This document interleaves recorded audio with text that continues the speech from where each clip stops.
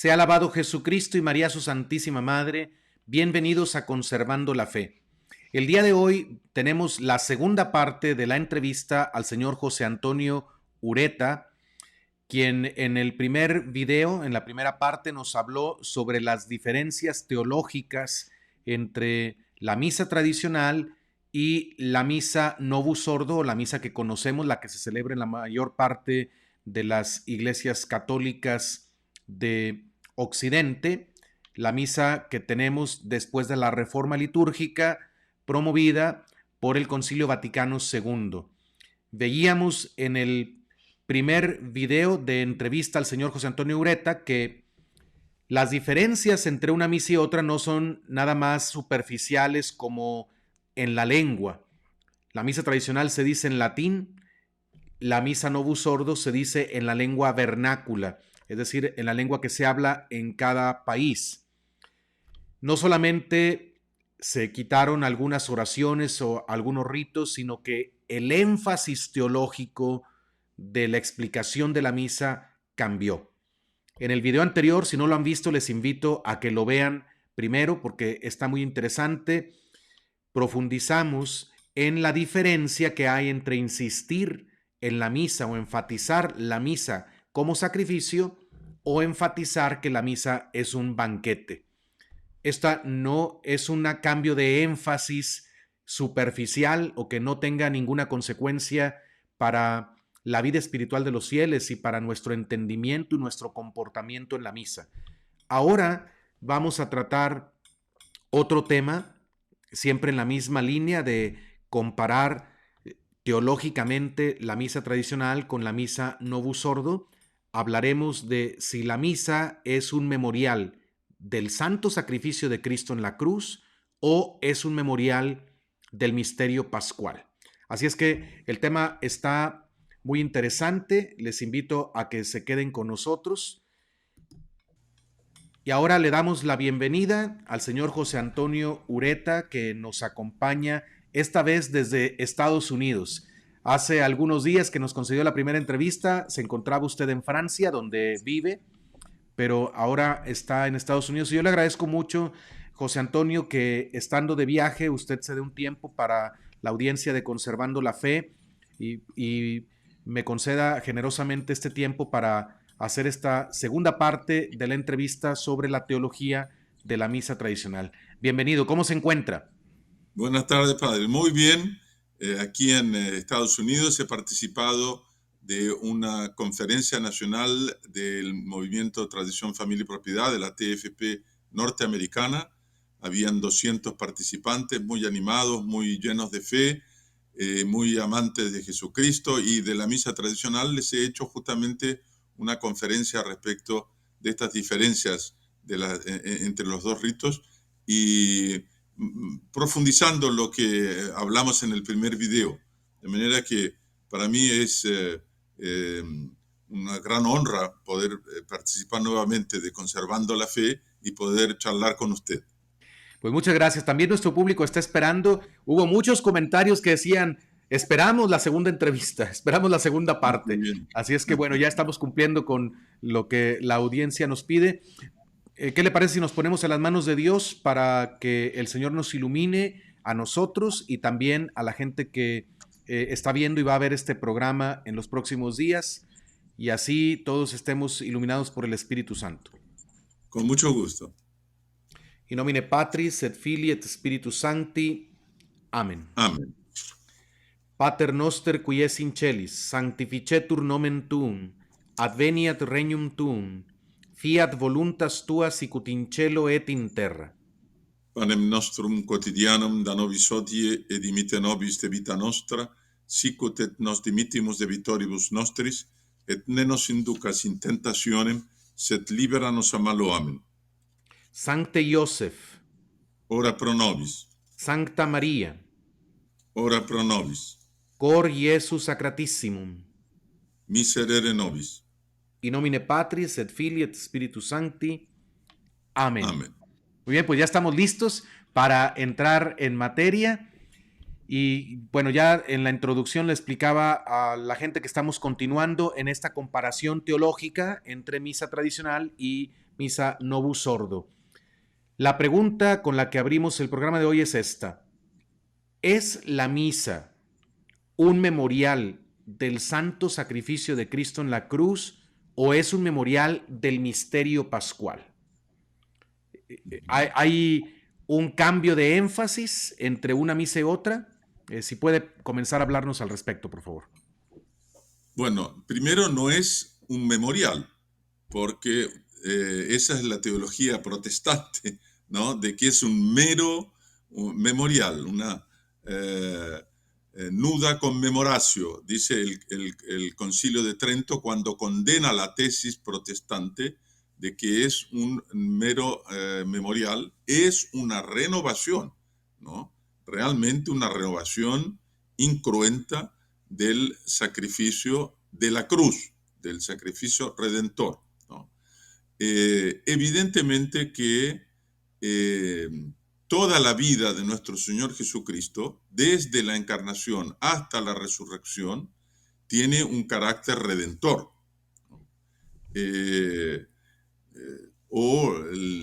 La sangre que vertió en la circuncisión, por ejemplo, cuando lo llevaron al templo recién nacido, ¿no?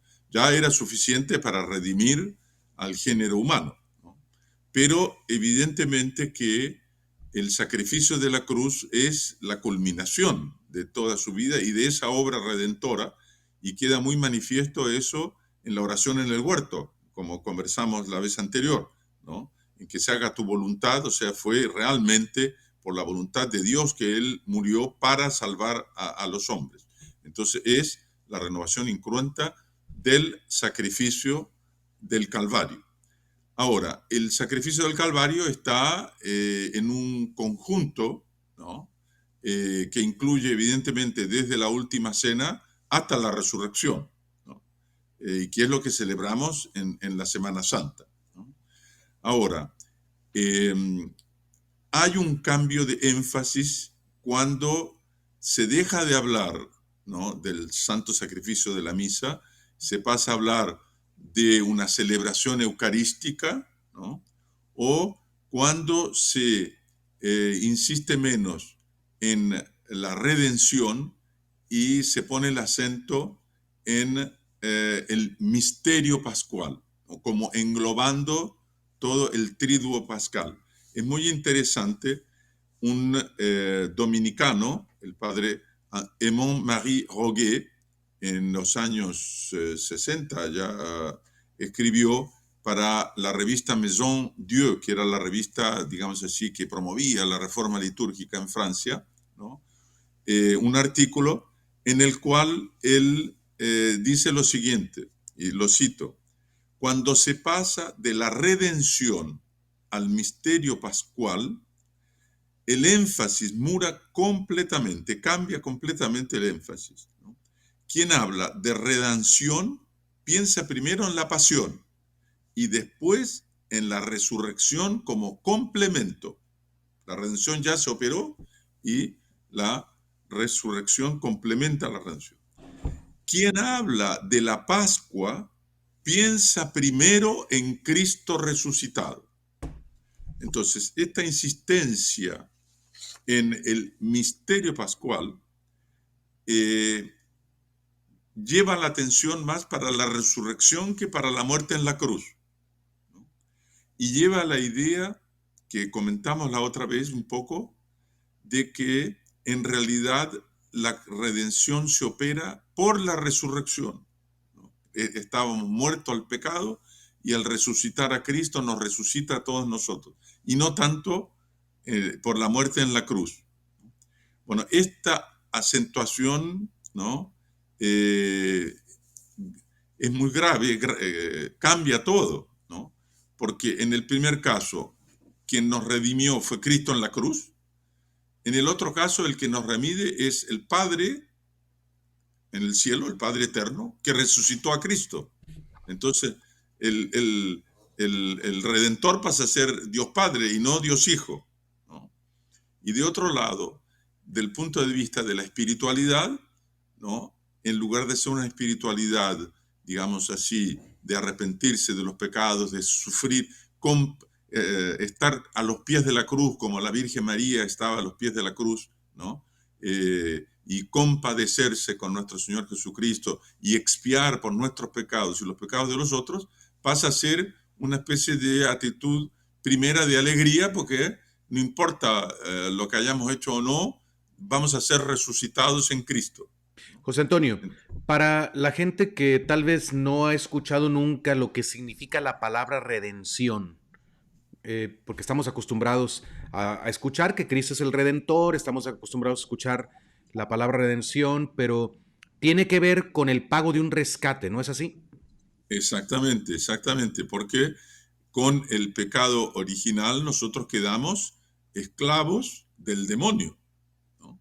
Perdimos la amistad con Dios y quedamos esclavos de Satanás y del demonio, y sin la posibilidad de ir al cielo, ¿no?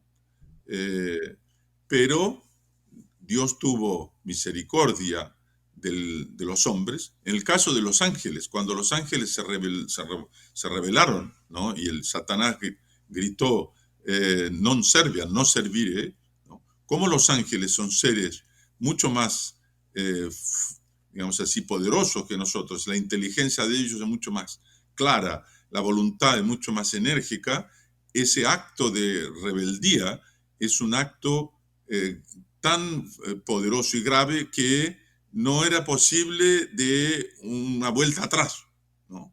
En el caso de los hombres, no. Nosotros somos débiles de inteligencia, débiles de voluntad, y después de que nuestros primeros padres cometieron el pecado original, ¿no? Y que por tanto perdieron la amistad con Dios y serían normalmente condenados al infierno, ellos y todos sus descendientes. Sin embargo, ¿no? Dios les prometió el envío, ¿no? De un redentor, ¿no? De alguien que nos rescatase de esa situación. Y es el Mesías, ¿no? Es nuestro Señor Jesucristo, que prometido vino, se encarnó y murió por nosotros. Y justamente dice San Pablo que con su sangre, ¿no? Nos rescató. Y rescatar es justamente pagar una deuda, ¿no? Pagó una deuda. ¿A quién? No se la pagó al demonio, porque el demonio evidentemente no tiene ningún derecho. Se la paga a la justicia divina, ¿no? Que exige una satisfacción, ¿no? Para reconciliarse con el hombre. Entonces es con la sangre de Cristo que nos reconciliamos con Dios Padre. Entonces, la redención consistió en que Cristo pagó el precio de su propia sangre. Eso es lo que costó nuestro rescate. Por Eso es lo eso, que costó nuestro rescate. el enfatizar redención es poner la mirada en el sacrificio. O sea que antes de resucitar Cristo, el pago ya estaba hecho. Exactamente, exactamente. Tanto que Jesucristo bajó a los infiernos, ¿no? Al seno de Abraham, para ya anunciarle a todos los justos del Antiguo Testamento de que podían ir al cielo, ¿no? A partir de ese momento ellos ya podían ir al cielo y subieron después junto con él, ¿no? Cuando él abrió las puertas del cielo en la ascensión, ¿no? Pero la redención ya estaba consumada en ese momento.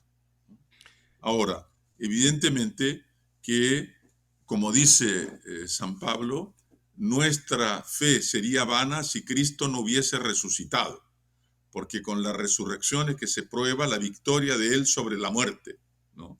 Pero Él venció la muerte en el árbol de la cruz, ¿no? Y eso es muy acentuado en las ceremonias de Semana Santa. A mí me llama la atención que San Pablo dice que se gloría de Cristo crucificado. Crucificado. Podría haber dicho, me glorío en Cristo resucitado, porque ya estaba resucitado y San Pablo vio a Cristo, lo vio resucitado, lo vio glorioso. Uh-huh. Pero él dice, yo me glorío en Cristo crucificado. De manera que para nosotros la cruz es también gloria. Porque he escuchado, a ver qué piense usted, he escuchado algunos que dicen es que enfatizar nada más el sacrificio es muy negativo, queda como un sabor muy negativo de la misa. Una religión triste. Exactamente. ¿Qué piensa usted? ¿Qué podemos contestar a ese argumento? Bueno, que si Jesucristo sufrió todo aquello que Él sufrió, nosotros no podemos sino, y que lo sufrió por nosotros y por nuestros pecados, no podemos sino pensar que en parte, ¿no?, algunos latigazos que Él recibió o algún dolor de la corona de espinas fue por causa de nuestros pecados, mis pecados, ¿no? Yo en parte fui como uno de los soldados que lo azotaba durante la flagelación, ¿no?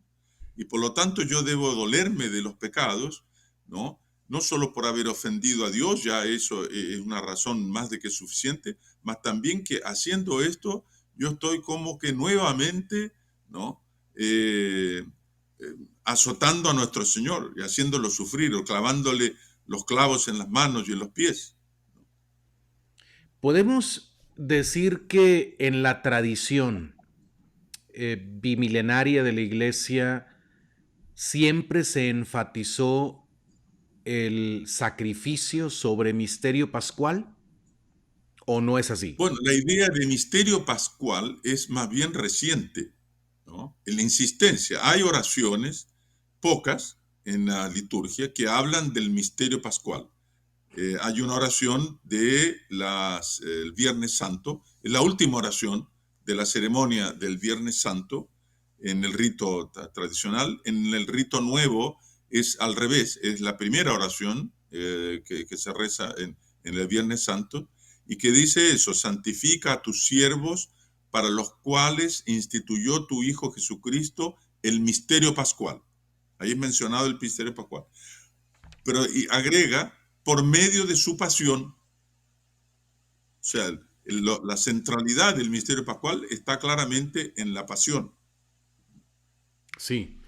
También Ahora, el canon romano, permítame tantito, perdón, el canon sí, romano sí. también tiene unas palabras que mencionan justo después de la consagración, cuando el sacerdote realiza el sacrificio por la Uh-huh. doble consagración del cuerpo y la sangre, del pan y del vino, perdón, que se convierte en cuerpo y sangre, inmediatamente después, Separados, representando la muerte, y así por es, eso que hay un sacrificio. Uh-huh. así es.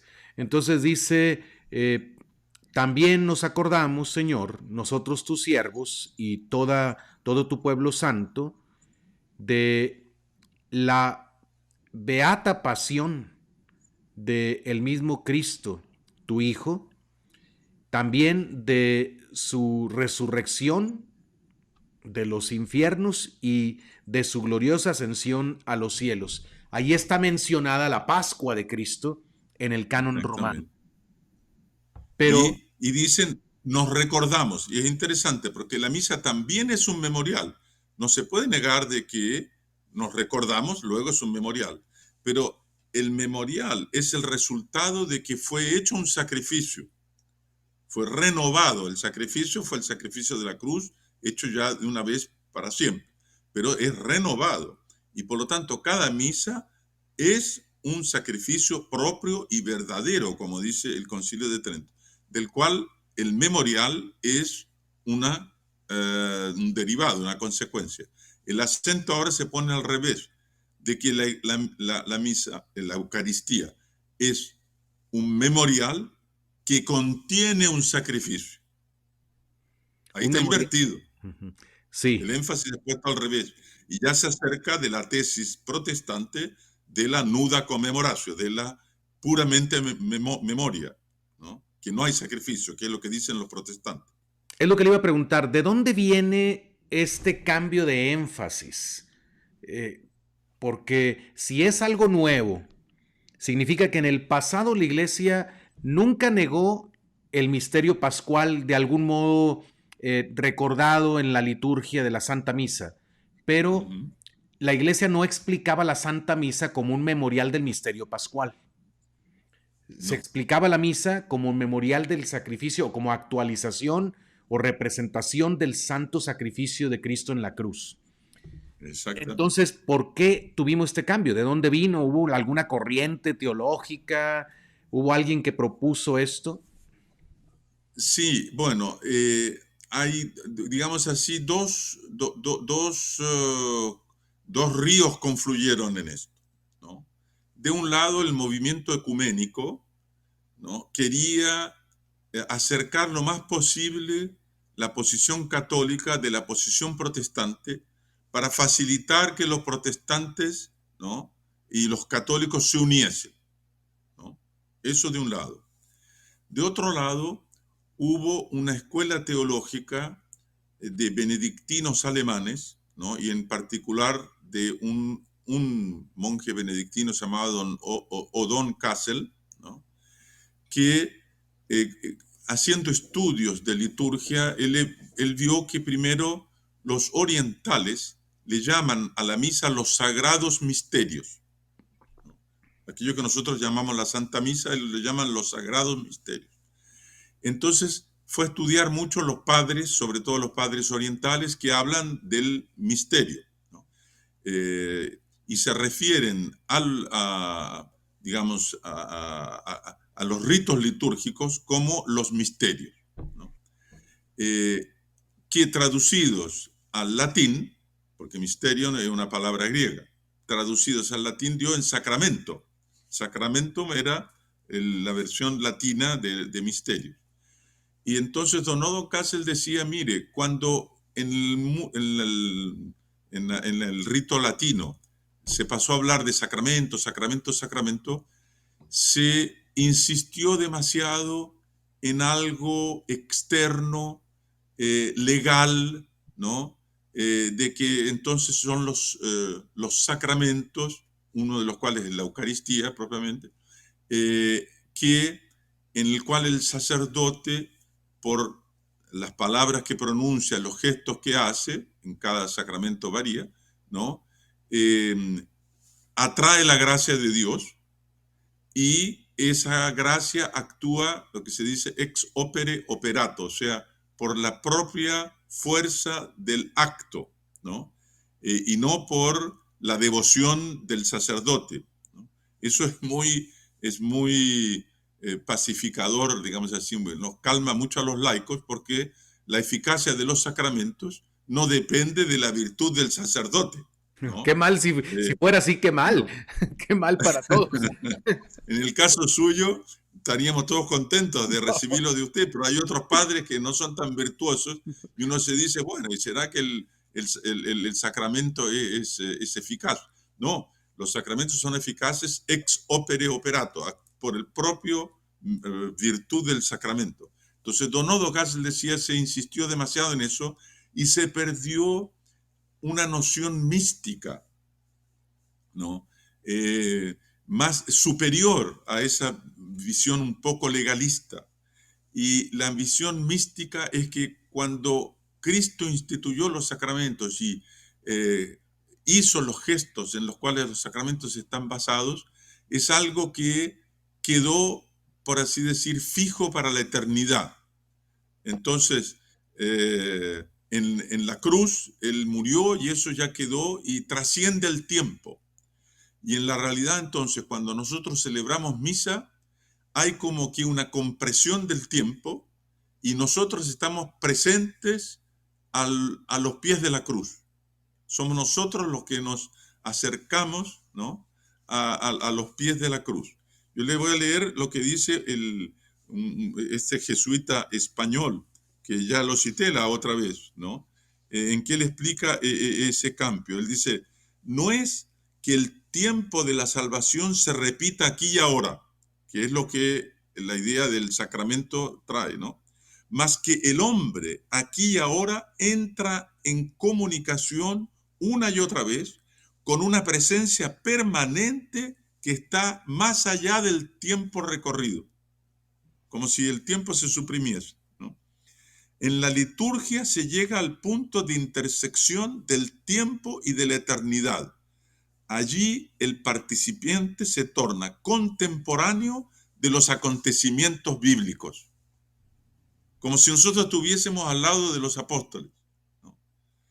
Ahora, eso, ¿qué es lo que sucede con esa visión? Es que en el primer caso es el sacerdote el que opera el sacrificio. La gracia viene por la acción del sacerdote. En el segundo caso, somos nosotros, cada uno, el que trasciende el tiempo y se pone al lado de Jesús y al lado de los apóstoles por su fe.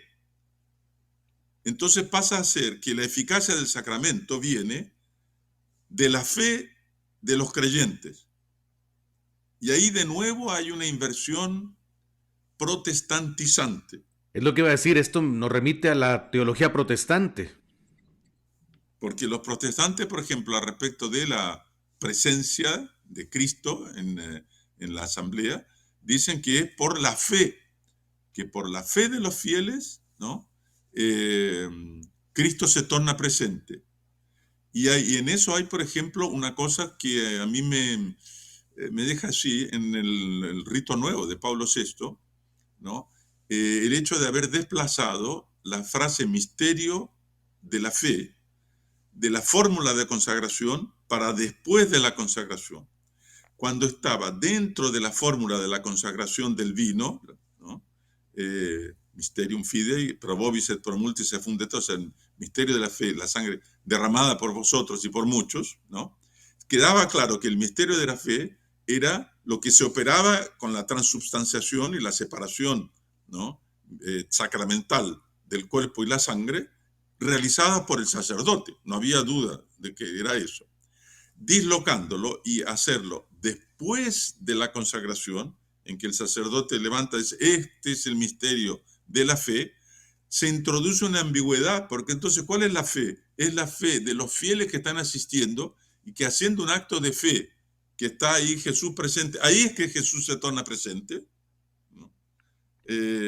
O es porque las palabras del sacerdote. Después, una otra cosa muy interesante Nada más, era... permítame tantito, porque tal vez algunos que nos están viendo en este momento no hayan tenido la experiencia de la misa tradicional. Entonces, lo que está diciendo el señor José Antonio es que en las palabras de la consagración del vino, en la misa tradicional, el sacerdote dice, lo dice en latín obviamente, pero dice, eh, Esto es mi este es sangre, el cáliz de mi de sangre, mi sangre. del nuevo y eterno testamento, misterio de fe. Esa frase, misterio de fe, mysterium fidei, ya no está en las palabras de la consagración en la nueva misa. Y luego ya el sacerdote continuaba, que será derramada por ustedes y por muchos para el perdón de los pecados, para la remisión de los pecados. En la misa Novus Ordo, la que conocemos todos o estamos más acostumbrados la mayoría, es esta expresión misterio de fe se dice después de la consagración. Entonces, ese cambio está explicando el señor José Antonio cómo tiene algo que ver. Entonces, transforma ambigua, ¿no? Porque entonces puede ser la fe de los fieles, ¿no? Y tanto más que hay esas aclamaciones, que cuando el sacerdote dice, ¿no? Este es el misterio de la fe, ¿no? ¿Cuál es lo que se responde? Hay varias fórmulas, ¿no? hay varias Uno fórmulas. dice, anunciamos tu muerte, proclamamos tu resurrección, ven Señor Jesús. ¿Cómo ven Señor Jesús? Sí, Él ya está ahí. ahí está justamente. Entonces ahí la idea de que por la fe de los fieles se acentúa, porque entonces Él va a venir porque nosotros creemos, ¿no? Otra de las fórmulas dice, cada vez que comemos de este pan y bebemos de esa sangre, anunciamos tu muerte hasta que vuelvas. Claro que se está refiriendo a la segunda venida de Jesucristo al fin del mundo, pero decir eso en este momento en que Cristo acabó de estar realmente presente sobre el altar, introduce esta ambigüedad, ¿no? Después hay un otro detalle que también muestra esa ambigüedad.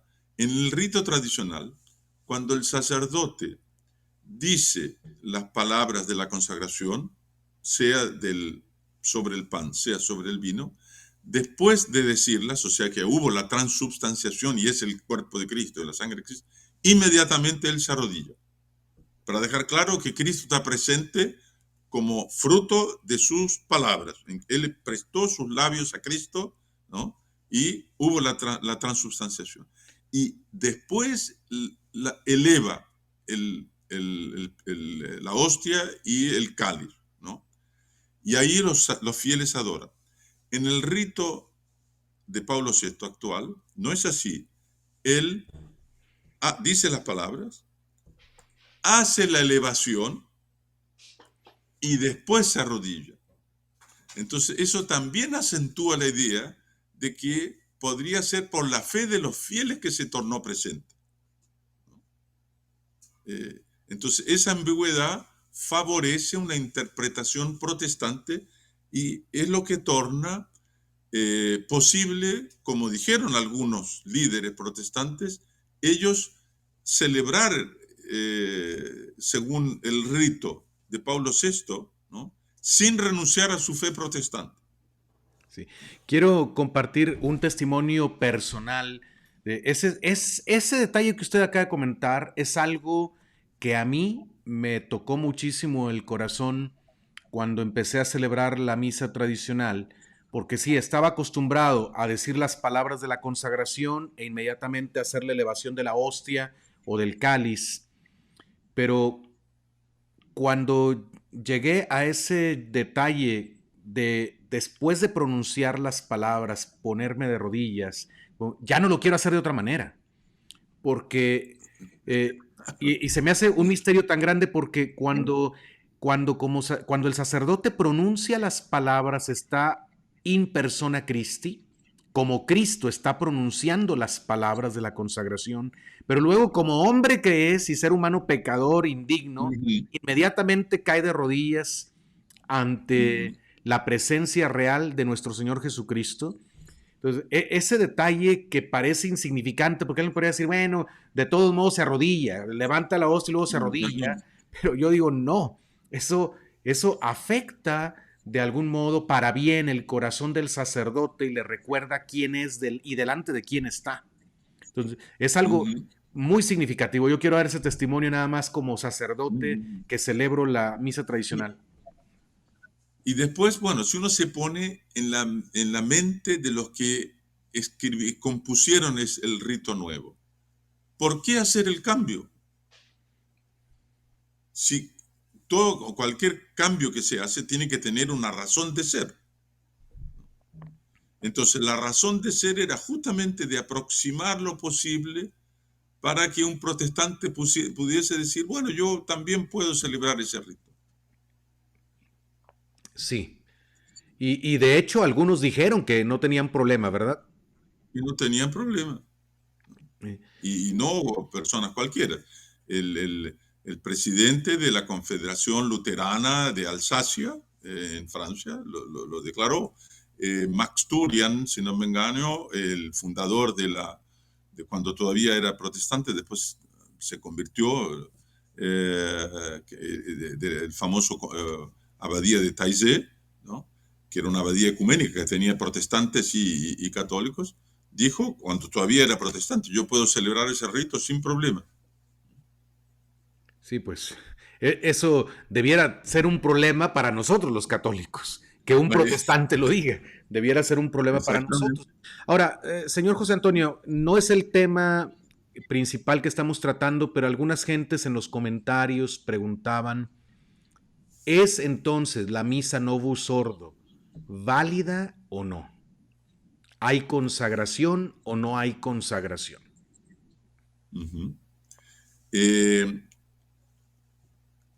Digamos, todos los sacramentos dependen que se respete la materia y la forma.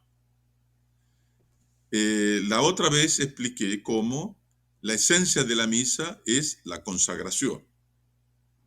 En la consagración es la parte esencial, ¿no? Y la comunión es un complemento necesario. El único que está obligado a comulgar es el sacerdote, ¿no?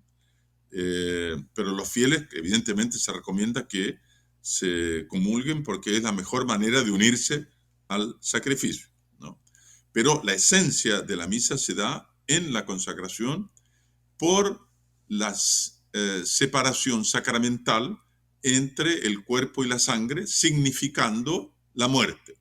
Y por lo tanto, en la muerte, la renovación incruenta del sacrificio. Bueno, si la materia es el pan y el vino, y si las palabras, ¿no? Esto es mi cuerpo, este es el cáliz de mi sangre, son dichas, y es un sacerdote ordenado, tenemos el ministro apto para celebrar, la materia apta y la forma La apta. forma. Por lo tanto, hay consagración. Habiendo consagración de las dos materias oblatas, ¿no? Hay misa. Si, suponiendo de que el sacerdote consagra el pan, se transforma en el cuerpo de Cristo, y cae un rayo, ¿no? Y se muere él y todos los asistentes, todo desaparece. ¿Hubo misa? No hubo. No hubo misa, porque para haber misa las dos tienen que ser consagradas, ¿no? Sí, Hubo consagración, hubo presencia real el tiempo que no fue destruida, ¿no? La hostia. Pero no hubo misa, porque para haber misa tiene que haber la doble la consagración. consagración de las dos, para que sacramentalmente esté representada la muerte. Eh, entonces, es válida. Evidentemente la misa es válida. Algunos dijeron, bien al comienzo, en los años 70, sobre todo en Estados Unidos, que el hecho de retirar Mysterium Fidei de la fórmula de la consagración del vino tornaba la forma de la consagración del vino sería inválida, ¿no? Pero eso es por ignorancia, porque las palabras esenciales son: esto es mi cuerpo, este es el cáliz de mi sangre. Basta que sea dicho eso, que ya es suficiente, ¿no? Y después la comunión, ¿no? Como complemento. Se dio un caso muy bonito con el cardenal Mindszenty, él lo cuenta en sus memorias. Estaba en la cárcel ya varios meses, ¿no?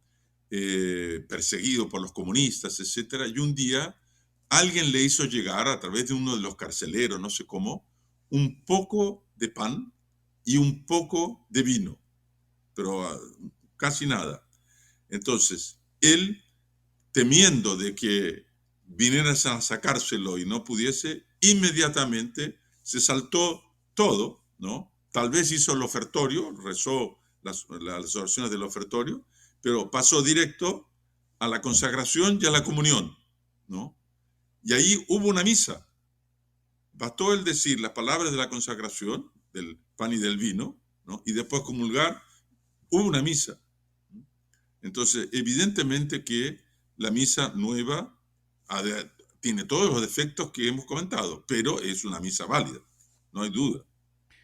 Sí, lo que estamos tratando de decir es que la doctrina católica sobre la presencia real, sobre el santo sacrificio, se expresa mucho mejor en las oraciones de la misa tradicional que en las oraciones de la misa Novus Ordo. Y en Queda las oraciones y en los ritos, por ejemplo, en la misa tradicional, siempre, y eso era una regla litúrgica de la iglesia, siempre que hay un desplazamiento del Santísimo Sacramento, o sea, siempre que se pasa delante del Santísimo, hay que arrodillarse. Siempre que hay un desplazamiento del Santísimo, hay que arrodillarse antes y después, ¿no? Entonces, siempre que el sacerdote va a tomar la hostia, ¿no? Y va a moverla de alguna manera, tiene que arrodillarse primero, hacer el gesto que tiene que hacer y arrodillarse después. Con eso, en el rito tradicional, yo creo que son como 16 o 20, no sé cuántas, en que el sacerdote se arrodilla. sí, Porque cada vez que va a son tomar la mucho más hostia, cada vez que veces. va a tomar el cáliz, ¿no? Y en el rito nuevo, solo después de la consagración, ¿no? Y antes de la comunión. Que yo me recuerde, no hay otra ocasión. Entonces, en los gestos también hay mucho menos eh, afirmación de que estamos delante de la presencia real de Jesucristo en la hostia y el cáliz. Ahora, ¿qué consecuencias tiene para sacerdote y fieles en su actitud en la misa entenderla en primer lugar como misterio pascual o bien entenderla en primer lugar como sacrificio? ¿Afecta de algún modo la espiritualidad de la gente, del sacerdote? Bueno, yo diría lo siguiente, en el caso de ser un sacrificio, claramente el acto litúrgico es sobre todo un acto, digamos así, ascendente en que nosotros ofrecemos, nos unimos a Jesucristo en este acto de adoración, de acción de gracias, de petición y de pedido de perdón, ¿no? El carácter propiciatorio del sacrificio, ¿no? Por lo tanto, es algo que de los hombres sube a Dios, ¿no? Como acto de culto público de la Iglesia a la Santísima Trinidad. En el otro caso, si el acento lo ponemos en la resurrección, es más como que el cielo viene a la tierra y nosotros nos alegramos de que Dios está entre nosotros y de ahí la tendencia a transformarlo en una autocelebración. En una autocelebración, exactamente. Y en la misma espiritualidad, José Antonio, yo noto algo, a ver qué piensa usted, pero de lo que yo he podido leer de vidas de los santos, de escritos de los santos, tienen como una meditación favorita la pasión de nuestro Señor y la muerte de nuestro Señor. Muchos recomiendan eso, muchos dicen que es la meditación que más provecho nos hace aquí en la tierra.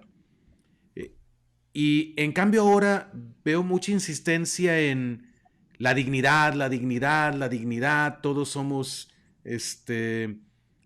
bautizados, hemos recibido una nueva vida, la nueva vida es la resurrección de Jesucristo, etcétera. Que sí es cierto, no lo niego eso, no estoy diciendo que sea falso, solamente que ahora meditamos mucho en delante de Dios la dignidad que se nos da, pero los santos, yo no encuentro ese énfasis en sus escritos de que Santa Teresa, San Juan de la Cruz y todos hayan enfatizado tanto eso de que mira qué grande soy, mira qué digno me ha hecho Dios. Más bien, al contemplar la cruz de Jesucristo veían sus pecados, les movía a un dolor profundo por sus pecados, pero eso los disponía también a la misericordia de Dios.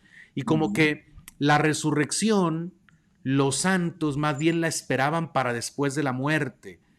O sea, aquí nos unimos a la pasión de Cristo y si nos unimos a la pasión de Cristo aquí en la tierra, podemos esperar que nos uniremos a su gloria en el cielo. Ahora me Exactamente. da la impresión como que queremos ya la gloria ahorita y nos olvidamos de la pasión que tenemos que pasar para llegar al cielo. No sé qué piensa usted de eso que Me estoy parece diciendo. muy justo exactamente ese cambio de énfasis total y después en el fondo siempre en las homilías, porque ahora no se hacen más sermones, ¿no? En las homilías insisten que Dios te ama como tú eres. Bueno, si Dios me ama como yo soy, no tengo que hacer ningún esfuerzo para cambiar, ¿no? Uh -huh. O sea, ¿en qué queda lo que Jesucristo dijo, sed perfecto como el Padre eterno es perfecto? ¿No? Si Dios me ama como yo soy, ¿no? Eh, Nunca voy a conseguir ser perfecto. Entonces, bueno, está bien. Entonces, bueno, si se termina, no es que se diga, pero uno termina, por así decir, sacando la conclusión que sacó Lutero, que Lutero decía, ¿no? Peca fuertemente, ¿no? Peca fortiter, pero cree firmiter, cree más fuerte Más fuerte todavía, todavía. ¿no? Lo importante es creer que Dios, ¿no? Nos ama y que nos va a salvar, y por no importa mucho cómo uno viva, ¿no? Y como que entonces la santidad es solo para unos pocos muy perfectos, Nosotros, ¿no? Nos podemos contentar en ser como somos. Ahora, siguiendo esta línea teológica de entender la misa principalmente como una representación del sacrificio de Cristo, ¿qué podemos decir de la concelebración o de cuando el sacerdote celebra sin participación de fieles? ¿Esto es válido? ¿No es válido? Parece que la tendencia ahorita es decir que no tiene sentido que un sacerdote celebre la misa solo y que incluso tiene más sentido, un sentido más comunitario, que si sacerdotes pueden juntarse para concelebrar, pues mejor que lo hagan juntos porque eso expresa más la comunión de la iglesia. ¿Qué podemos decir al respecto? Bueno, ahí el gran problema es quién es el celebrante. ¿Es el sacerdote o es la asamblea? ¿No? Muy buena pregunta. La respuesta yo creo que novus ordo, así inmediata, sería todos. Yo creo que ese es No, es la asamblea. la asamblea. La idea es la asamblea que celebra, ¿no? De la cual el sacerdote es el presidente. Y por eso hoy día, incluso en los libros litúrgicos, se habla de la función presidencial del sacerdote, porque quien celebra es la asamblea, es una asamblea celebrante. A tal punto que la instrucción general del rito romano actual, de Pablo VI, dice que las palabras de la consagración tienen que necesariamente ser dichas en voz alta por causa de su carácter presidencial. Entonces, realmente la insistencia en que es la asamblea que celebra. Ahora, eso no es así. El que celebra es Jesucristo primero, porque el que hace el sacrificio es Jesucristo. El que hizo ya el sacrificio y lo renueva de manera incruenta es Jesucristo.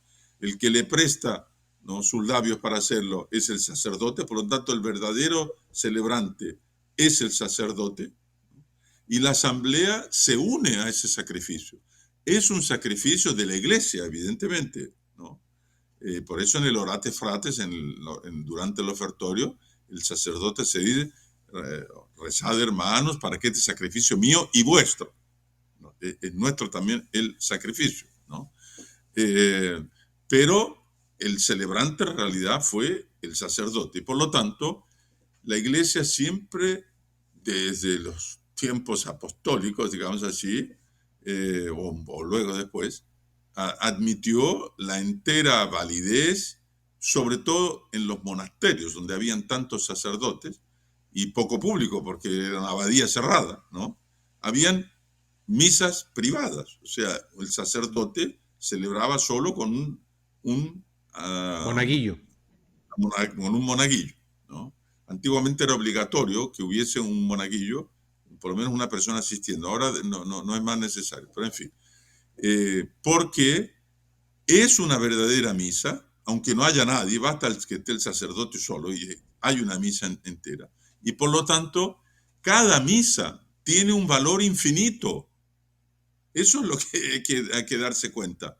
Es verdad que es una renovación del sacrificio de la cruz, pero es un sacrificio propio y verdadero. Es una renovación, ¿no? Y esa renovación tiene un mérito, y ese mérito es un mérito infinito. Me recuerdo que la otra vez le puse como ejemplo, como analogía, usted y yo somos consagrados a la Santísima Virgen según el método de San Luis María Griñón de Montfort, que todos nuestros auditores debieran hacerlo. Bueno, cuando uno hizo la consagración pasó a ser esclavo de la Santísima Virgen para siempre. Ya Sí, somos esclavos, no necesitaría renovarlo, pero es conveniente renovarlo todos los días. Ahí sí. cada acto de consagración de cada día tiene un valor. La Santísima Virgen se complace en ver que su esclavo renueva cada día la consagración que ya hizo. Bueno, es lo mismo que sucede en la misa. Entonces, cada misa, que es un sacrificio propio y verdadero, tiene un mérito infinito. Entonces, cuanto más misas haya, la iglesia dispone de un tesoro de gracias muchísimo mayor, ¿no?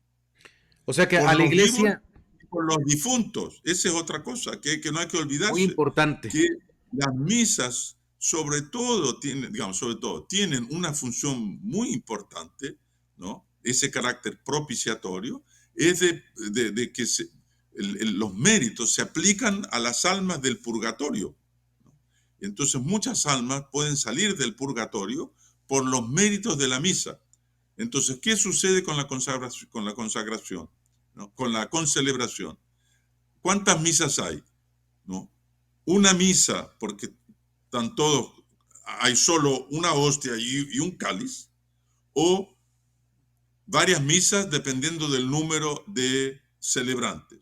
Bueno, hay unos que pretenden que son varias misas, pero hay solo Una una hostia que se hostia y un cáliz, cáliz. ¿no? Por lo tanto, la teología más razonable es que hay una sola misa. Entonces se privaron, digamos, las almas del purgatorio, la iglesia, fueron privadas de, digamos que hay 8 concelebrantes, se privaron de 7. Entonces podemos decir que vamos a pensar en un monasterio donde hay 10 sacerdotes. Si ellos celebra cada uno la misa en privado, Dios recibe más gloria, los difuntos se benefician más, las almas del purgatorio, y a la iglesia militante le conviene más que cada uno de ellos celebre una misa a que celebren todos juntos o concelebren todos en una sola misa. Exactamente. Ahora, ¿por qué que dicen, a pesar de que haber esa razón obvia, ¿no? ¿Por qué que dicen, no tiene sentido porque no está la comunidad? ¿No? El aspecto comunitario de la asamblea se perdió, ¿no? Bueno, pero el problema es, ¿estamos adorando a Dios y ofreciéndole un sacrificio para el beneficio de los vivos y de los muertos? ¿O estamos celebrándonos nosotros? Así es. El sacerdote Bueno, celebra para adorar a Dios y para beneficio de la iglesia. en nombre de la iglesia, en nombre de todos nosotros, aunque esté solo, ¿no? Entonces, inclusive cuando hubo la pandemia y que prohibieron las misas públicas, etcétera, ¿no? Bueno, muchos sacerdotes incluso redescubrieron el rito tradicional, porque como no había público, decir, bueno, ya que no hay público, voy a aprender a celebrar esta otra misa, y les pasó a gustar, ¿no?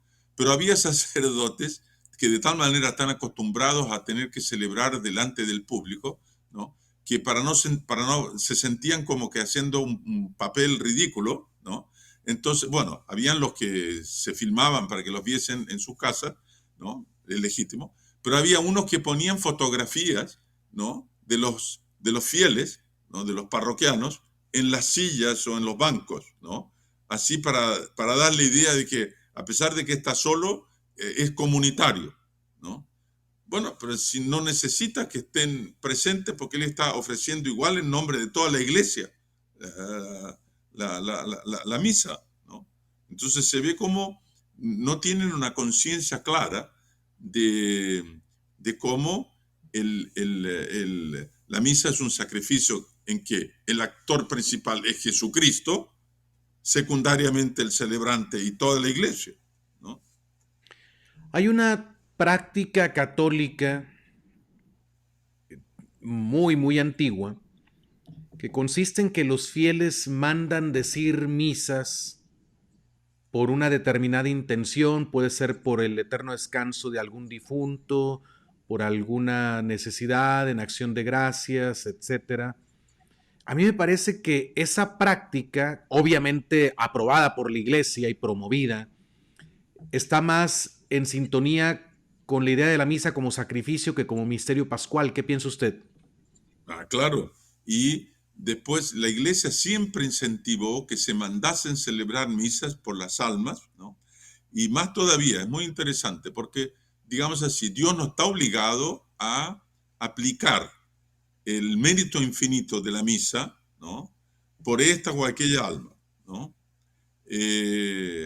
Pero uno espera, evidentemente, en la misericordia de Dios, que ya que y se hizo la misa por esa alma, va a ser beneficiada.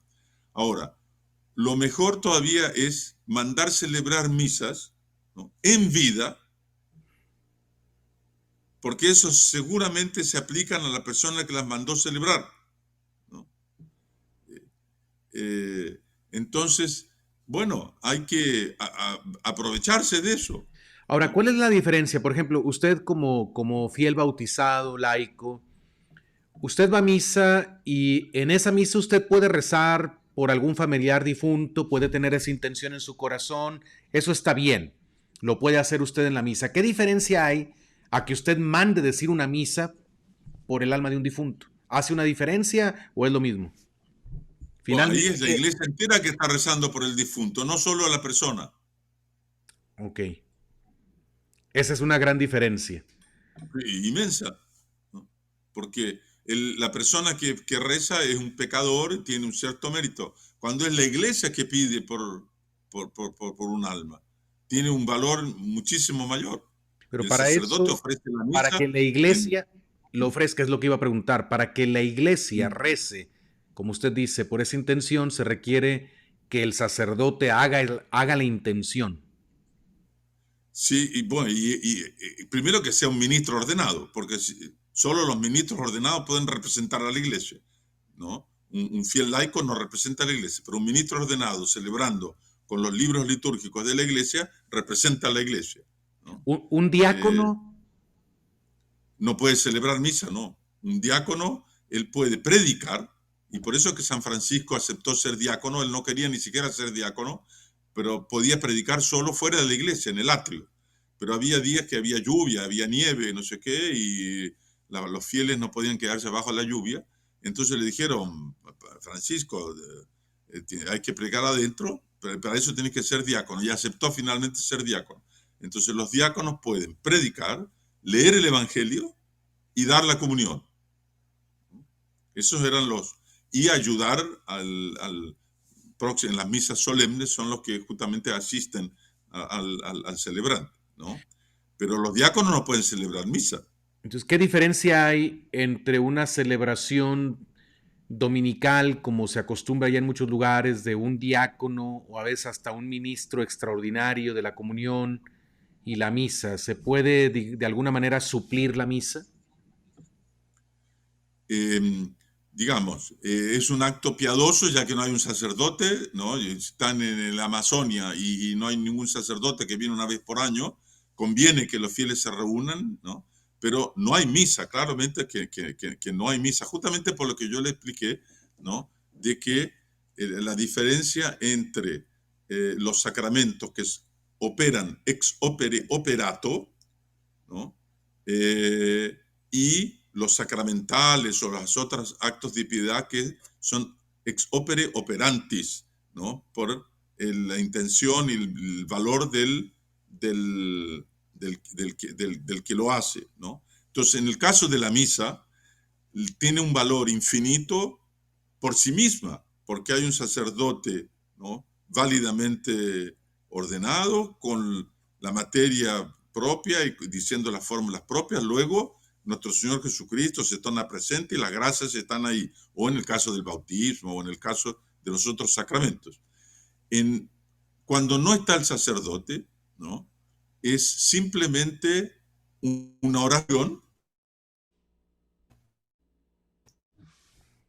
de la virtud que la reza, ¿no?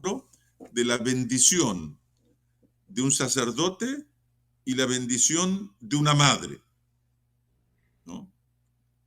O de un padre. Digamos, los padres a veces bendicen a sus hijos, ¿no? Antes Sí. que se vayan al colegio, le hace una cruz en la frente, que Dios te bendiga, mi hijo, ¿no? Bueno, es una bendición y vale, claro, es una bendición y vale, ¿no? Eh, pero es el valor de la virtud de esa madre. Cuando un sacerdote bendice, la bendición es constitutiva. Dios bendice realmente. El sacerdote dice, yo te bendigo en el nombre del Padre, del Hijo y del Espíritu Santo, ¿no? Por lo tanto, Dios bendice en ese momento.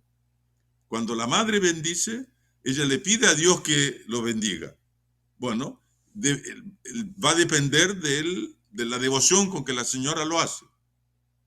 Sí, yo me acuerdo que Entonces, a mí me enseñaron en el seminario que En realidad la bendición la puede hacer cualquier bautizado porque es hijo o hija de Dios y puede, me dijeron por ejemplo, imágenes que se van a poner en la casa para la familia, pues el papá puede hacer esa bendición, etcétera. Ya no estoy de acuerdo con eso, pero eso es lo que aprendí. Pero lo que usted está diciendo es algo distinto que creo que más Claro. bien esa es la idea católica de bendición. Justamente eso, digamos, es una bendición impetrativa, le pide a Dios que bendiga.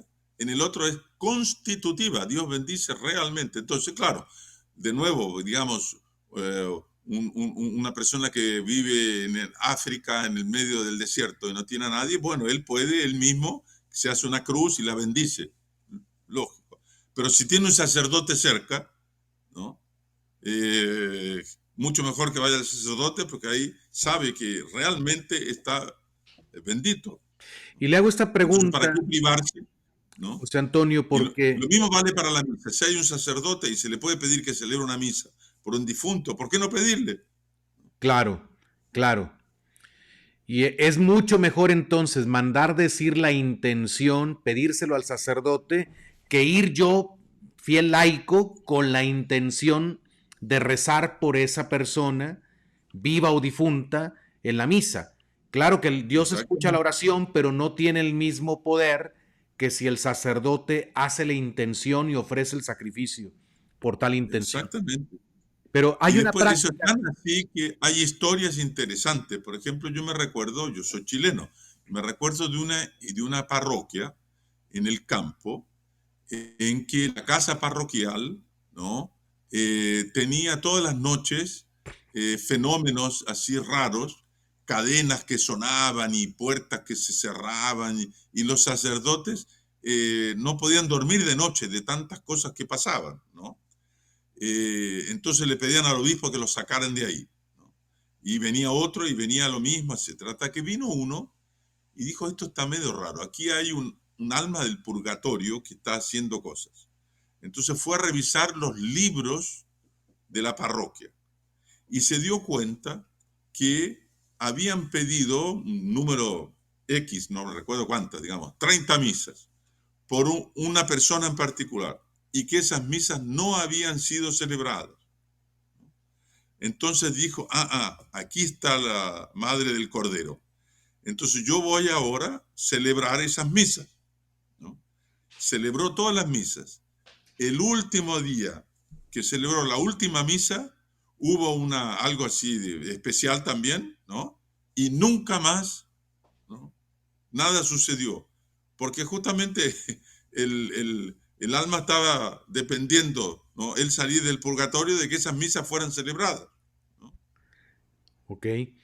Fíjese que aquí en mi contexto, yo creo que en general en todo México, en las ciudades grandes, estoy hablando no de zonas rurales, sino de ciudades grandes, hay un fenómeno, una práctica muy extendida que es que en cada colonia o sector de la ciudad, sector chiquito de la ciudad, se construye una capilla. Entonces tenemos un montón de capillas y ya no tenemos Mm, tantos sacerdotes para celebrar misa en todas las en las capillas. capillas. Pero la gente que vive en la ciudad, normalmente en México, no sé si en otras partes de Latinoamérica se dé el mismo fenómeno, yo creo que sí.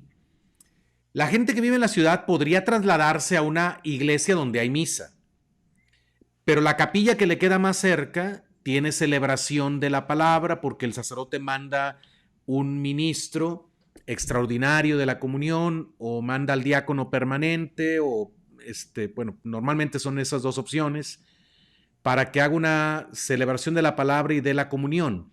Eso ya nos quedó claro que no es misa, pero yo creo que una persona catequizada que entiende el valor del sacrificio y entiende la misa como sacrificio y entiende el valor infinito que eso tiene, pues debería de dejar la comodidad y en lugar de ir aquí a la iglesia que me queda a 100, 200 metros para recibir la comunión y tener una celebración de la palabra que no es misa, pues debería de trasladarse un poquito más lejos para ir a una iglesia donde si hay un sacerdote que celebre la misa. ¿Qué piensa usted? Bueno, nosotros tenemos los 10 mandamientos de Dios y los 5 mandamientos de la iglesia. Y el primero de los 5 mandamientos de la iglesia es asistir a misa todos los domingos y días de fiesta, ¿no? De guarda. Bueno, esa es una obligación grave bajo pecado mortal. Eso también es algo que los sacerdotes no hablan más, ¿no? De que hay una obligación grave de asistir a misa todos los domingos y fiestas de guarda, ¿no? Ahora, las obligaciones graves solo se pueden omitir también por un inconveniente grave, ¿no? Entonces, depende. Si uno está enfermo, claro, ¿no? Hay un inconveniente grave. Si la distancia es muy grande, hay un inconveniente grave, ¿no? Si estoy de viaje, puedo tener un inconveniente grave, ¿no? Ahora, en los manuales de teología moral antiguos, ¿no? Cuando todavía ni siquiera existían los automóviles, normalmente ponían, bueno, ¿cuál es la distancia que el incómodo para una persona normal pasa a ser grave, ¿no? Entonces, bueno, 6 kilómetros. Pero 6 kilómetros era ¿por qué? Porque tomaba una hora ir a pie, A pie. ¿no? A pie, ¿no? Tomaba una hora ir a pie. Entonces, bueno, hoy en día, claro que tal vez uno tiene un coche, tiene un auto, probablemente debe ser, no sé, 50 kilómetros o 30 kilómetros, en fin. Tiene que ser un grave incómodo, un grave inconveniente. Entonces, eso se mide así, por ejemplo, si uno vive fuera de la ciudad, dice, ¿usted va a la ciudad varias veces a la semana y por varios motivos o no? Sí. Bueno, entonces, ¿por qué no puede ir el domingo? ¿No? Quiere decir que no tiene un inconveniente grave para ir el domingo, ¿no? Así es. Entonces, si yo tengo una capilla al lado donde hay un acto de culto, pero no, que no es misa, y después tengo una parroquia a, digamos, 15 kilómetros, me toma 20 minutos, ¿no? En ir hasta a la parroquia, estoy obligado a ir a la parroquia. Sí, sí, yo no me refiero, qué bueno que lo dice, yo no me refiero a la gente marginada, la más pobre que vive en los círculos de miseria de las ciudades, me refiero a la gente normal que tiene su carro o que a lo mejor toma transporte público, porque hay quien toma transporte También. público Exactamente. para ir al cine, por ejemplo, el Exactamente. domingo. Entonces, esas personas podrían también tomar un transporte público para ir a la misa. A eso me refiero, porque creo que es Exactamente. una práctica bastante extendida en mucha gente que se conforma con una celebración de la palabra, porque le da la comunión, pero ya estamos viendo que la Santa Misa no es esencialmente el comulgar. Ese es el problema con haber enfatizado la cuestión Ujú, del banquete sobre el sacrificio. La ujú. Santa Misa es, ante todo, la actualización, la representación del santo sacrificio de Cristo, que tiene un valor infinito y participar allí me da muchísimo más en gracia a mí, a mi familia, a la gente por la que estoy rezando, que si voy a una celebración de la palabra, aunque yo reciba la Sagrada La Comunión. comunión. Ujú. ¿Es verdad esto que estoy diciendo? Perfecto, así. Ahora, los que promueven eso tienen una agenda, infelizmente. Está viendo este sínodo sobre la sinodalidad. Entonces, hubo esas reuniones en las parroquias para responder un cuestionario, no sé qué. Estuve analizando la síntesis de Luxemburgo, la síntesis nacional del Gran Ducado de Luxemburgo en Europa, ¿no? En un país chiquito, ¿no? Pero independiente. Eh, y una de las propuestas, ¿no? De un grupo era lo siguiente, decir, no, ¿por qué no volver a hacer reuniones en las casas, que se haga un ágape, ¿no? Un banquete, en el cual en un momento se lean las escrituras, en el cual la persona más antigua de la casa, el abuelo, en fin, la persona importante, entonces colocan en griego presbis, que presbis en griego significa el más viejo, el más honorable, ¿no?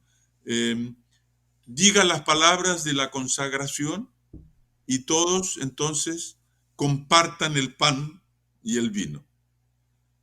Bueno, esto aquí evidentemente se refiere a un jefe de familia que no es un sacerdote ordenado, ¿no? Entonces, eso caímos enteramente en la noción protestante, ¿no? De que es una simple conmemoración, un simple banquete, esto propuesto por un grupo dentro de las consultas sinodales. Entonces, con eso se acaba el sacerdocio. No hay más sacerdote, pasan a ser los viri probati, ¿no?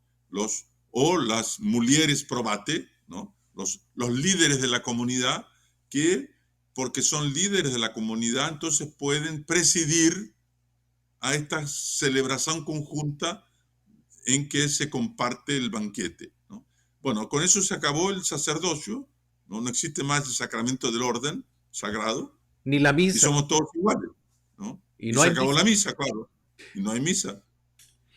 Qué terrible. Sí, es mucha confusión lo que está sucediendo. También yo recuerdo, recientemente acaba de salir el documento que va a servir para la fase continental, documento de trabajo para la fase continental de este sínodo sobre la sinodalidad y también, desafortunadamente, aunque no es un documento magisterial, no es enseñanza de la iglesia, se va a prestar a mucha confusión porque en la cuestión litúrgica todavía se pide más participación. Yo no sé de plano esta gente que quiera, hasta dónde quiera llegar, porque todavía más, y dice Más, una liturgia que no esté centrada en el celebrante. El celebrante es Cristo. El celebrante es Cristo. ¿Quién quiere quitarle el protagonismo a Cristo? Pero el problema, centrada en la asamblea, entonces una autocelebración. pero el problema es que desgraciadamente en un buen número de misas novus sordo, sí sucede que el sacerdote se convierte en el centro de atracción, en el También. centro de la mira de todos.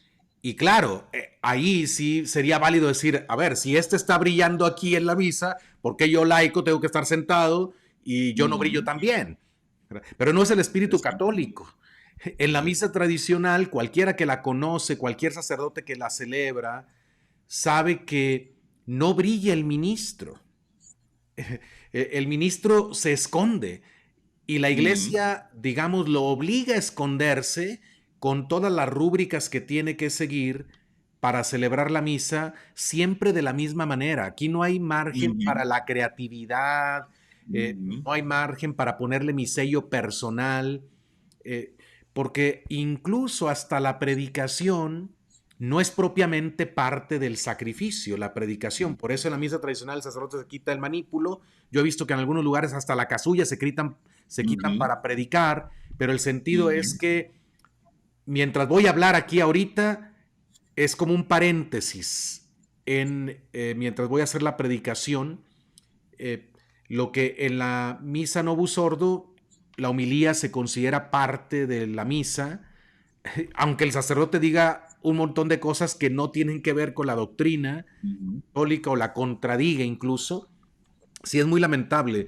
Se está prestando para mucha confusión. Yo vi un programa muy bueno que recomiendo a todos los que nos están viendo del padre Javier Olivera Rabasi, a quien muchos de ustedes ya siguen. Tiene un canal que se llama Que no te la cuenten y él acaba de subir un video comentando este documento del que Ah, estoy qué bien. hablando. Yo los invito a que vayan a escuchar ese análisis que hace el padre Javier Olivera. Me parece muy interesante, muy oportuno, sobre todo porque hay que evitar la confusión dentro de la iglesia. Ahora usted Ujú. menciona Luxemburgo y lamentablemente el cardenal Hollerich, que es el cardenal, el obispo de Luxemburgo, lamentablemente, él tiene un papel primordial en el sínodo de obispos, pero él ha dicho cosas muy contrarias a la fe católica y bueno, no soy yo que está juzgando, él lo ha dicho públicamente, ustedes pueden ir a buscar allí, Exactamente. Él va a ser pareciera, el relator del sínodo, ¿no? Es el relator del sínodo, y tiene un papel fundamental porque son después los que hacen la síntesis final y todo. Y claro, por ejemplo, en materia de homosexualidad, dijo que la Iglesia Católica tiene que mudar eh, su visión de la homosexualidad. Bueno, eso es cambiar las Sagradas Escrituras. Entonces, sin querer Sí, causar división en la iglesia, y no es el tema de este video, pero sí, nuestros hermanos católicos tenemos que poner mucha atención ahorita, lamentablemente, porque si una persona que tiene un cargo tan importante en un proceso tan importante ahorita en la iglesia, pues obviamente siempre hay el peligro de querer llevar el sínodo, como decimos los mexicanos, acarrear agua para nuestro molino. Ahora, no nos sorprende que en las propuestas también que se están haciendo, que no sabemos realmente ni cuántas propuestas llegaron, ni qué decía cada propuesta, la síntesis que nos presentan, pues tenemos que confiar que realmente están expresando lo que todo mundo pide, pero además la pregunta es, ¿por qué? ¿Por qué poner lo que todo mundo pide sabiendo que algunas peticiones son contrarias a la fe de la iglesia? ¿Y por qué no decir claramente, que este es el punto que defiende el padre Javier Olivera, por qué no decir, bueno, nos estamos dando cuenta que la mayoría de los católicos no está catequizados y están pidiendo todas estas exactamente, cosas? Quiere decir que exactamente. en la fe vamos a preocuparnos por enseñar. Ahora, yo he escuchado en varias diócesis que se dice, hay que pasar de una iglesia magisterial a una iglesia en la que todos aprendamos de todos. Pero la iglesia es esencialmente mater et magistra. Lo dijo el Papa que convocó el Concilio Vaticano II. La iglesia es Ujú. mater et magistra. La iglesia es esencialmente maestra, no puede dejar de enseñar. Y Es, lo dijo Cristo a los apóstoles, fue lo último que les dijo, id y predicad a todas las naciones. pues ahorita ¿No? parece que haya dicho Cristo, vayan y escuchen a todas las naciones. Y Eh, no los bauticen en un, el nombre del un, Padre, el Hijo y el Espíritu Santo. Más bien, aprendan de todas las religiones. un líder de la Acción Católica Francesa, eso lo leí un tiempo atrás, en los años 60, describió cuál había sido el proceso y él lo aprobaba. Decía, pasamos de la conquista a la evangelización, de la evangelización al testimonio, del testimonio a la presencia y de la presencia a la escucha. Sí, pues eso es lo que está pasando lamentablemente. Y bueno, tenemos que nosotros en tiempos de confusión volver a la tradición. Yo digo una cosa que varias veces he repetido esta idea. Puede haber gente confundida en la iglesia en todos los niveles. Laicos, sacerdotes, religiosos, religiosas, cardenales, lamentablemente. Bueno, ha habido hasta papas confundidos también.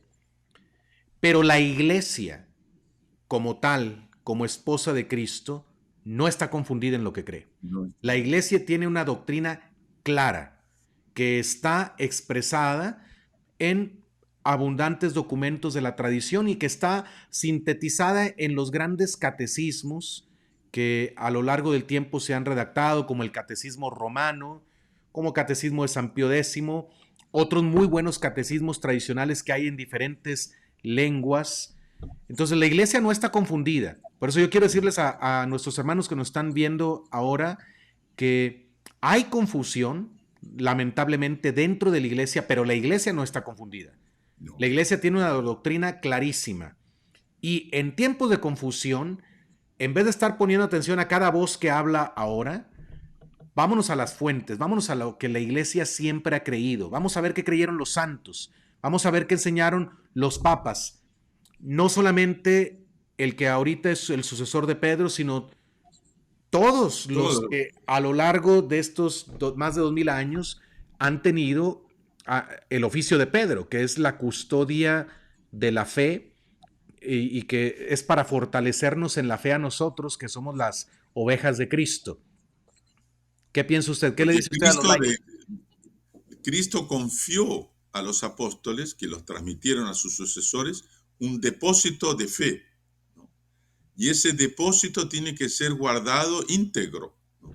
Y para eso le dio a la iglesia, ¿no?, el carisma de la infalibilidad, ¿no?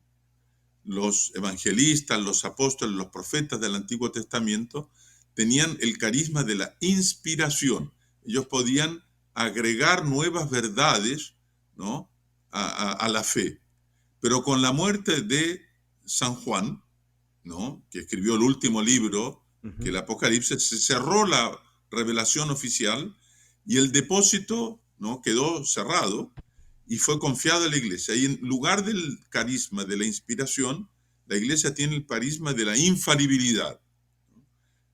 La infalibilidad del Papa o de los concilios cuando hablan ex cátedra, ¿no?, solemnemente y proclaman verdades de fe dogmáticas, o la infalibilidad del magisterio universal, ¿no?, de la iglesia, o sea, aquello que fue enseñado siempre, ¿no?, en todos lugares y por todos. Eso es una verdad infalible y no puede cambiar. Entonces tenemos una garantía, ¿no? Si hay cualquier duda, bueno, es fácil saber, ¿no?, si los papas ya proclamaron un dogma respecto de algo, o si la iglesia siempre enseñó algo, aunque no haya sido proclamado dogma todavía, ¿no? Y eso lo tenemos que creer, muy simple. Y si hay una cosa que contradice lo que la iglesia siempre enseñó, tiene que estar equivocado, no puede ser verdad. Efectivamente, efectivamente. Y bueno, no era el tema de nuestro diálogo, pero me parece muy importante en estas circunstancias recordar a toda la audiencia de Conservando la Fe, porque de eso se trata, conservar la fe, ¿eh? Y Exactamente. pareciera que hay una fuerza dentro de la iglesia, un movimiento que quiere cambiar la fe. Y para eso usan expresiones que son engañosas, como discernimiento. A veces algunos, no estoy diciendo que todos los que usan esa palabra la usen Y mal. ahora se habla mucho de que hay que oír el sensus fidelium, el sentir de la fe, el sentir de los fieles. Pero curiosamente, en este sínodo de la sinodalidad, hicieron un vademecum, o sea, un guía de trabajo, y dice que cuando hay que estar a la escucha, hay que estar a la escucha de todos, y sobre todo de los marginados, y por lo tanto hay que estar a la escucha de los que no practican, de los que tal vez abandonaron la fe, de los que tienen otra fe o incluso de los que no tienen ninguna fe. Entonces, ¿cómo va a ser que el Espíritu Santo va a estar hablando a través de los que renegaron la fe? No. Hay un contrasentido, no es el sentido de la fe, ahí pasa a ser no el sensum fidelium, o sea, de los fieles, sino el sentido, el sentir de los infieles. Ahora, ¿cómo el Espíritu Santo va a hablar por el sentir de los infieles? No es posible.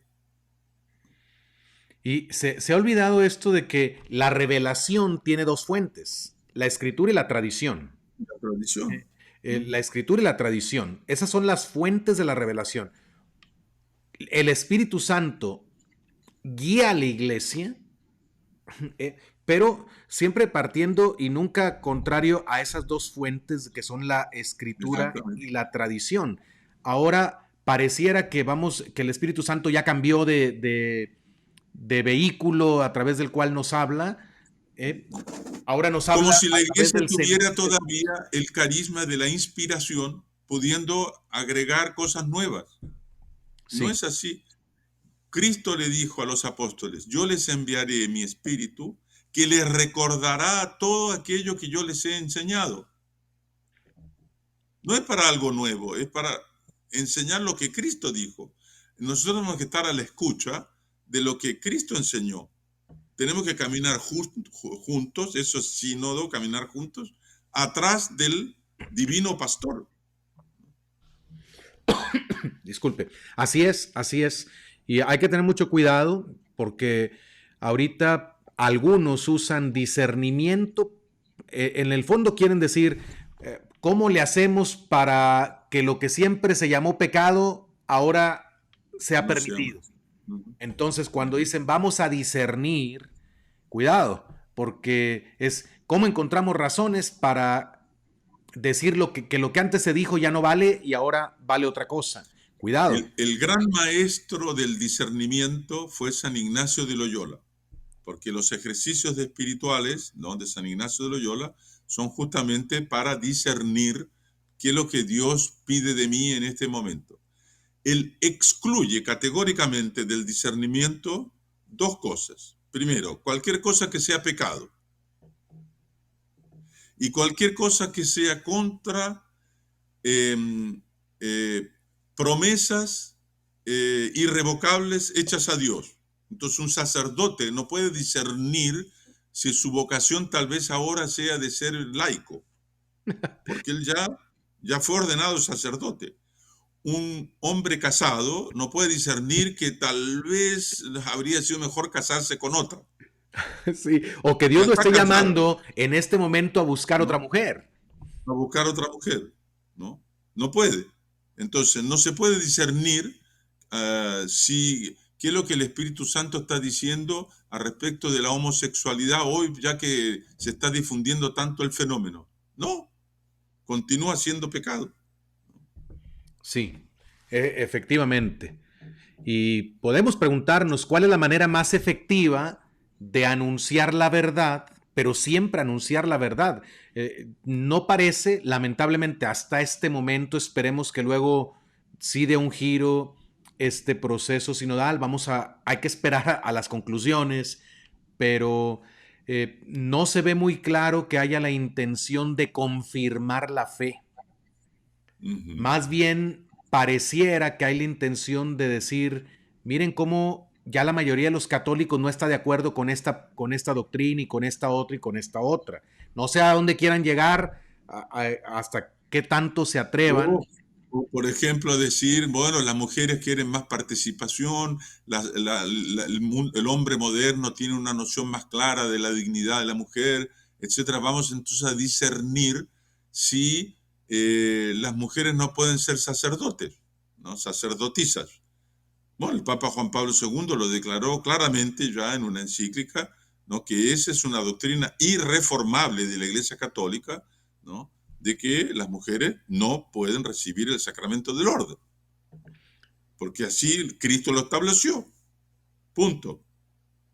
Sí, sí. Ahora, allí sí se puede cuestionar, pero por ejemplo, estos cuestionamientos que estamos haciendo nosotros, eso es causar división. Vamos. No causa división en la iglesia el que está pidiendo lo que la iglesia siempre ha dicho que no se puede hacer. Y no Eso se no causa puede. división. Pero el que está Ah, diciendo, creamos lo que la iglesia siempre ha creído y habla de los problemas que están pasando hoy dentro de la iglesia, ese está dividiendo. Ese bueno, hay que esos callar. somos los verdaderos marginalizados. Ya que hay que escuchar a los marginalizados, tienen que escucharnos a nosotros. Y una última pregunta, porque ya tenemos que cerrar el programa, aunque está muy interesante la plática, pero ¿qué relación hay entre la batalla, creo que se puede llamar así, la batalla que hay ahorita por la misa tradicional y por la liturgia tradicional y la doctrina? ¿Está relacionado el tema o no? Claro que sí, porque existe un axioma, ¿no?, que dice lex orandi, lex credendi. O sea, la ley de la oración, ¿no?, tiene que corresponder con la ley de la fe. Eh, y que es más o menos el principio, ¿no?, de que hay que vivir como uno piensa, so pena de que, si no, más tarde o más temprano va a terminar pensando como vive. Entonces, si nuestros rituales no corresponden y no expresan de manera clara la fe católica, y son medios protestantes o mundanos, ¿no?, bueno, la fe se diluye. Es como el problema, por ejemplo, de la comunión en la mano. ¿Cuál es el problema de la comunión en la mano? Está autorizado comulgar en la mano, pero las personas tienden a comenzar a desvalorizar, ¿no?, que nuestro Señor Jesucristo está realmente presente en la hostia y que por lo tanto algunos pedazos de hostia pueden quedarse en la mano y después se van a meter en los bolsillos, etcétera. Se desvaloriza, ¿no? Bueno, no se puede extrañar que después 80% de los católicos norteamericanos, como dio un resultado de una encuesta del Pew Center, no creen en la presencia real de Jesucristo como lo enseña la iglesia. Fue resultado de la práctica. Entonces, los ritos son muy importantes para preservar la fe y tienen que expresar la fe. Y el gran problema justamente del rito de Pablo VI es que es una expresión mucho menos clara, mucho más diluida, ¿no? Y en algunos casos hasta medio contradictoria de la fe de siempre. Por eso tiene sentido seguir siempre respetuosamente, pero defendiendo el rito tradicional, la liturgia de siempre, que pertenece a toda la iglesia, a la cual todos tenemos derecho, y que es un elemento constitutivo de la tradición santa y viva. Esa expresión es del catecismo de la Iglesia Católica que aprobó el Papa Juan Pablo II. La liturgia es un elemento constitutivo de la tradición santa y viva. Ahora, ¿cuál liturgia? Esta es una pregunta que la respuesta es obvia, pero ¿cuál liturgia es más elemento constitutivo de la tradición? ¿La que viene desde de una tradición milenaria o la que viene de 1970 para acá o 65 para acá? No. La respuesta es obvia.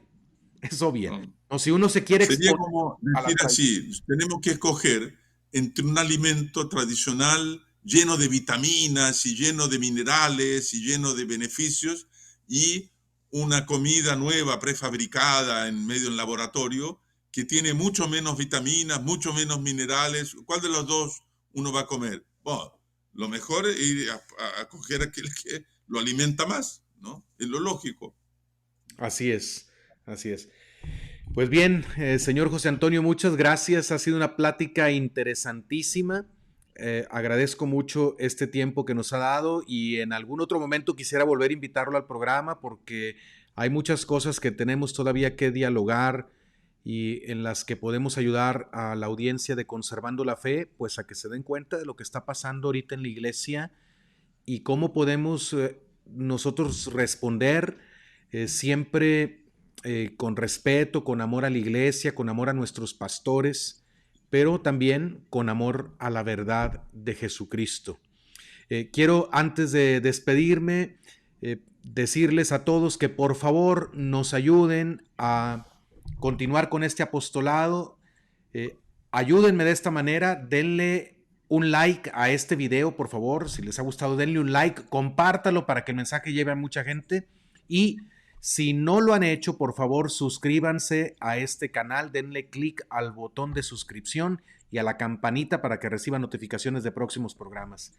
José Antonio, vamos a darle gracias a Dios y lo hacemos por medio de la Virgen María, rezando un Ave María a ella en latín. In nomine Patris et Filii et Spiritus Sancti. Amén. Ave María, gratia plena Dominus tecum, benedicta tu in mulieribus, et benedictus fructus ventris tui, Iesus. Sancta Maria Mater Dei, ora pro nobis peccatoribus, nunc et in hora mortis nostrae. Amen. Gloria Patri et Filio et Spiritui Sancto. Sic ut erat in principio et nunc et semper et in saecula saeculorum. Amen. In nomine Patris et Filii et Spiritus Sancti. Amén. Amén. Muchas gracias, José Antonio, y lo espero luego en otro programa en el futuro, si usted me lo concede. Gracias a usted, padre, con mucho gusto. Hasta la próxima a todos. Que Dios los bendiga. Conserven su fe.